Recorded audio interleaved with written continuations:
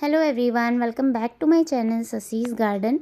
तो आप देख रहे हैं ये कनेर का पौधा है और बहुत ही हार्डी प्लांट है ये। आज मैं इस प्लांट की करूँगी रिपोर्टिंग, क्योंकि इस प्लांट को बहुत ही ज़्यादा स्पेस चाहिए होता है। इसकी रूट्स को फैलने के लिए बहुत अच्छे स्पेस की ज़रूरत होती है। इससे पहले मैंने इसे 5 इंच के प्लांटर में लगाया था और उसके बाद मैंने इस तरह से 6 से 7 इंच में शिफ्ट किया। उसके बाद भी इसकी रूट्स इतनी ज़्यादा डेवलप हो गई हैं, जब इसकी गुड़ाई वगैरह करो तो इसकी रूट्स ऊपर की तरफ दिखाई देती हैं। तो अभी अच्छा सीज़न है, इस समय मैं इसकी रिपोर्टिंग कर दूंगी और इसे मैं लगा दूंगी ग्रो बैग में, 9 बाई 9 इंच के ग्रो बैग में, ताकि इसकी रूट्स को फैलने का मौका मिले और भी अच्छे से इसकी रूट्स डेवलप हों।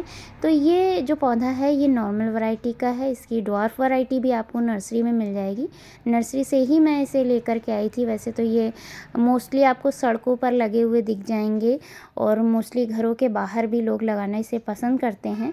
तो इसकी कटिंग को ला करके भी आप लगा सकते हैं। तो इसकी रूट्स आप देख सकते हैं, नीचे तक इसकी रूट्स इस तरह से पहुंच गई हैं और ये इस तरह से एक बाउल सा बनने लग गया है। तो इससे पहले कि इसकी रूट्स को फैलने का मौका ना मिले, इससे पहले ही मैं इसे रिपोर्ट करूंगी 9 बाई 9 इंच के ग्रो बैग में, ताकि अच्छे से इसकी रूट्स फैले और मेरा पौधा बहुत ही तेज़ी से बढ़े। तो विंटर सीज़न में बहुत ज़्यादा इसकी ग्रोथ तो नहीं हुई और ना ही ये पूरी तरह से डोरमेंसी में गया था। इसकी पत्तियां भी नहीं गिरी हैं, जैसी कंडीशन में ये था समर सीज़न में बिल्कुल वैसा ही है। बस इसकी ग्रोथ नहीं हुई और ना ही इसमें फ्लावरिंग हुई। तो फ्लावरिंग तो वैसे भी ना होती, क्योंकि काफ़ी छोटा पौधा लेकर के आई थी, और फ्लावरिंग इसमें तभी होगी जब ये पौधा मैच्योर होगा और बड़ा हो जाएगा। अच्छे से इसकी रूट्स जब फैलेंगी, अच्छी इसको फीडिंग दी जाएगी, तब ये पौधा फ्लावरिंग स्टेज पर आएगा। तो अभी मैं इसकी इस तरह से रिपोर्टिंग करूँगी। इसकी रूट्स को इस तरह से मैं कट कर रही हूँ। तो इस तरह से मैं धीरे धीरे करके जितनी भी इसमें एक्सेस रूट्स हैं उन्हें रिमूव कर रही हूँ। बहुत ज़्यादा रूट्स इसकी मैच्योर नहीं हुई हैं, ऊपर की तरफ ही कुछ मैच्योर रूट्स हैं। तो जितनी भी ये नीचे इस तरह से सॉफ्ट रूट्स हैं उन्हें हटा दे रही हूँ, ताकि इसमें दोबारा से नई रूट्स डेवलप हों। नई रूट्स आएंगी तभी इसमें नई ग्रोथ आपको देखने को मिलेगी। तो कोशिश करूँगी कि 50% जो इस तरह से एक्सेस रूट्स दिखाई दे रही हैं उन्हें मैं साइड से और नीचे की तरफ से हटा दूँगी। इस पौधे की आप ड्वार्फ वैरायटी भी ला सकते हैं। ड्वार्फ वैरायटी में पौधा छोटा होता है और बहुत ही बुशी हो जाता है उसकी, अगर समय पर कटिंग करते रहें, और छोटे पौधे में ही बहुत अच्छी फ्लावरिंग होती है। उसकी हाइट ज़्यादा नहीं जाती है। ड्वार्फ वैरायटी को आप परचेज़ कर सकते हैं, थोड़ा सा कॉस्टली होता है नॉर्मल वाले से। तो अगर आप इस तरह का पौधा ड्वार्फ वैरायटी का लेते हैं पॉट में लगा हुआ, तो 100 टू 150 इसी तरह के रेंज में आपको मिलेगा। अलग अलग नर्सरीज़ में अलग अलग रेट होते हैं।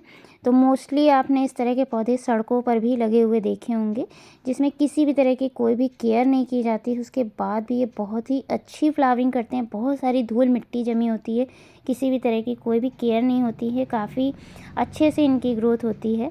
तो गमले में जब हम इस तरह के पौधे को लगाते हैं तो इन सब चीज़ों का अगर हम ध्यान रखते हैं, समय पर रूट प्रूनिंग, थोड़ा बहुत फर्टिलाइज़र, थोड़ी बहुत कटिंग वगैरह करते रहते हैं, तो हमारा पौधा बहुत ही अच्छे से सर्वाइव करता है। बहुत ही अच्छी फ्लावरिंग इसमें होती है। तो ये पौधा अभी मैच्योर नहीं हुआ है, इसकी मैंने इस तरह से रूट प्रूनिंग कर दी है और इस तरह से थोड़ा बहुत फंगीसाइड ऐड कर रही हूँ। तो इस तरह से अगर हम फंगीसाइड का यूज़ कर लेते हैं रूट प्रूनिंग के बाद, तो जहाँ से भी रूट्स की कटिंग होती है वहाँ से फंगस लगने का खतरा बहुत ही कम होता है। मोस्टली हम प्लांट की जब कटिंग भी करते हैं तो भी हमें किसी अच्छे फंगीसाइड का स्प्रे भी ज़रूर कर देना चाहिए, या हल्दी पाउडर का भी आप यूज़ कर सकते हैं अगर आपके पास फंगीसाइड नहीं है। तो यहाँ आप देख सकते हैं मैं 9 बाई 9 इंच का ग्रो बैग ले रही हूँ, जिसमें इस तरह से कुछ होल्स दिए हैं, ड्रेनेज होल, और उसके बाद मैंने इसमें मिट्टी फिल कर दी है पेपर बिछाने के बाद। तो इसके सॉइल मिक्स के लिए मैंने इसमें रेत मिक्स की है, थोड़ा सा काउडंग मैन्योर, थोड़ी सी मेरे पास वर्मी कंपोस्ट रखी थी, उसे मिक्स करके मिट्टी में इस तरह से इसका सॉइल मिक्स तैयार किया है। और बाकी मैं इसकी जो पुरानी सॉइल है उसको ऊपर से इस तरह से डाल दूँगी। नीचे की तरफ मैंने नई गार्डन सॉइल का यूज़ किया है और ऊपर इस तरह से जो गमले की ही मिट्टी है उसी को मैं इस तरह से डाल दे रही हूँ। तो जितनी भी ये छोटी-छोटी रूट्स आपको दिखाई दे रही हैं, ये मिट्टी में डिकम्पोज़ हो जाएँगी। बाकी जो हार्ड रूट्स थी उन्हें मैंने मिट्टी से हटा दिया है। तो इस तरह से आप इसकी रिपोर्टिंग कर सकते हैं। रिपोर्टिंग के बाद आप इसमें मंथ में एक बार भी अगर कोई भी फर्टिलाइज़र दे देते हैं, जो आप अपने बाकी प्लांट्स को देते हैं, तो आपका ये पौधा बहुत ही अच्छे से ग्रोथ करेगा। इसमें बहुत ही जल्दी आपको फ्लावरिंग भी देखने को मिलेगी। तो काफ़ी हार्डी पौधा होता है। इसकी एक बार अभी आप कटिंग भी कर सकते हैं। तो मैं भी इसकी कटिंग नहीं कर रही हूँ क्योंकि बहुत ज़्यादा अभी ये बड़ा नहीं हुआ है। इस पौधे को पूरे दिन की धूप की रिक्वायरमेंट होती है। अगर आप इसे लगाते हैं तो ऐसी जगह पर रखें जहाँ पर सुबह से लेकर शाम तक की इसे अच्छी धूप मिले। काफ़ी हार्डी पौधा होता है। जितनी धूप मिलेगी उतनी ही तेज़ी से इसमें ग्रोथ होगी, उतनी ही तेज़ी से इसमें आपको फ्लावरिंग देखने को मिलेगी। और आप मंथ में एक बार किसी भी तरह का ऑर्गेनिक या जो भी आप फ्लावरिंग प्लांट पर फर्टिलाइज़र यूज़ करते हैं, मंथ में एक बार दे सकते हैं। इस तरह से जैसे-जैसे पौधा बड़ा होता जाए आप इसे बड़े प्लांटर या ग्रो बैग में शिफ्ट करते जाएँ। इनकी हाइट काफ़ी अच्छी हो जाती है और गमले में ही ये एक पेड़ का शेप ले लेते हैं। पेड़ की तरह ही इनकी ग्रोथ होना स्टार्ट होती है। काफ़ी अच्छी हाइट के हो जाते हैं और बहुत ही अच्छी फ्लावरिंग करते हैं। तो इस तरह से मैं नेक्स्ट ईयर फिर से इसे एक बड़े ग्रो बैग में शिफ्ट करूँगी। इस बार मैंने 9 बाई 9 इंच के ग्रो बैग में शिफ्ट किया है।